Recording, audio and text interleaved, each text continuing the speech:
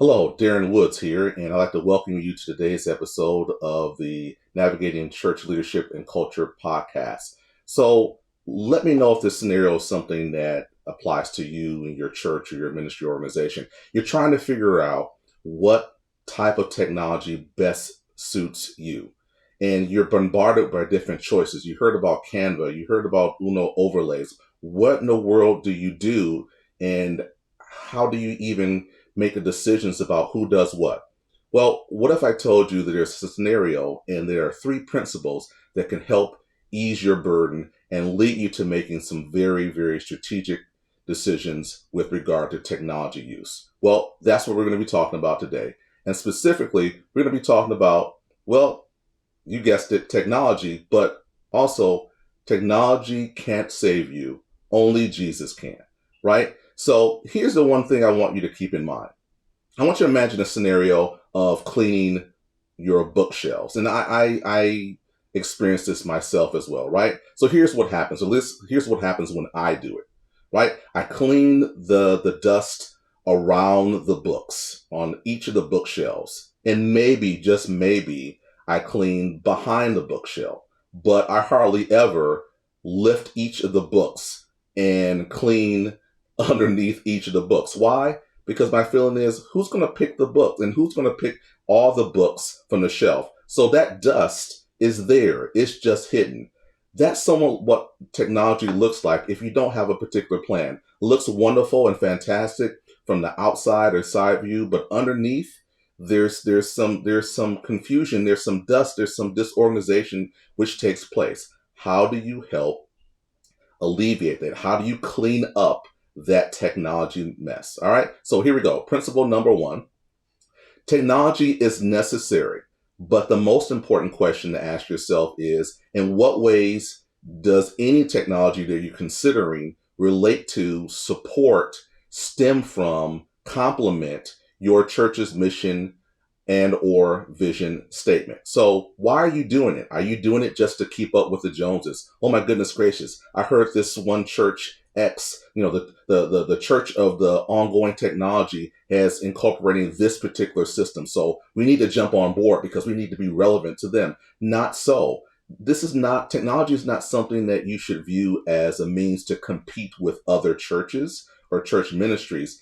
Ask yourself, in what ways does what you want to do relate to technology? Because again, technology can't save you. Only Jesus can. And the other thing is, quite honestly, you could very well be wasting your time, your money, and or human resources when you think, oh my goodness gracious, we need to buy this next new shiny object because that's going to improve how people in our church or even our community view and understand what we're about. If it doesn't connect to your vision and mission statement, then it's really not going to be effective. And again, it could very well be a waste of time.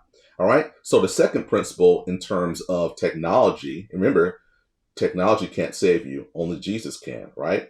Technology is amoral. It's neither good nor bad, but you need to, in your church or ministry organization, determine what good use looks like, right? What does that look like? You're talking about the idea that you want to focus on quality rather than quantity, right? Is it more effective and more meaningful to have your church involved in 6 to 7 different technology apps or softwares and means of communicating with members and with the community? Or is it more effective to narrow that down to maybe 1 or 2, do those things really well, and then begin to expand, right?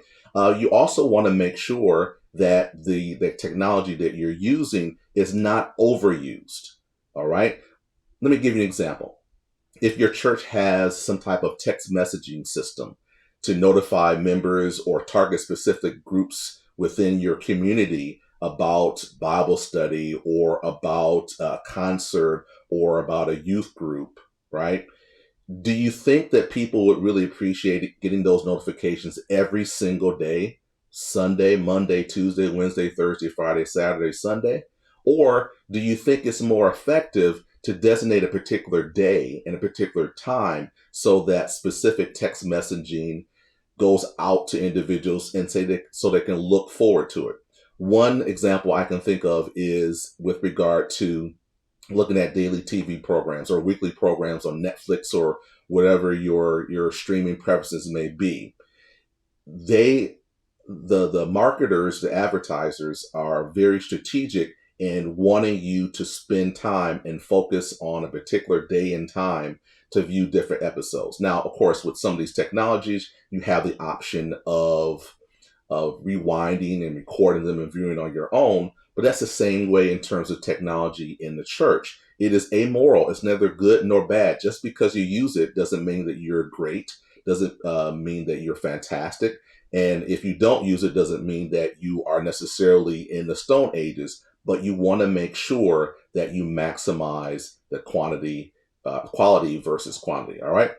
So the next principle is that technology is changing on a constant basis. So because of that, your church needs to have some method of organization with regard to an evaluation plan, right? So maybe the evaluation plan looks like this. What are our short or long-term goals? Yes, we want to use Canva, for instance, right? So what are we going to do with Canva? How will that impact our church ministry? Who's going to be responsible for doing those things? So you want to have both short and long-term goals.